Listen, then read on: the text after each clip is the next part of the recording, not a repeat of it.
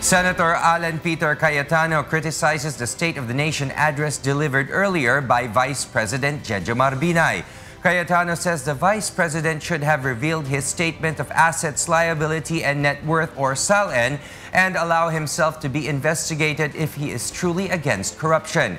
He also noted that there is nothing new in what he said in his speech and that it was just a replay of what the media has been reporting. He adds that the current administration is already resolving the problems he mentioned and that the Vice President should have also provided solutions to the problems he discussed in what he calls the True State of the Nation address. Lahat ng issues na to ay binulgar na ng media. Ni-repeat niya lang. So ang ginawa niya, hindi tsona, kung hindi replay. Lahat ng binulgar ng media, sinulat ng mga kolumnista, diniscuss ng mga anchor, at yung iba doon ay inimbestigahan na ng Senado at Kongreso, sinamarize lang at binigyan niya ng replay. Lastly, sana kung ito ang kanyang ibubulgar o kanyang i-replay, ano yung solusyon?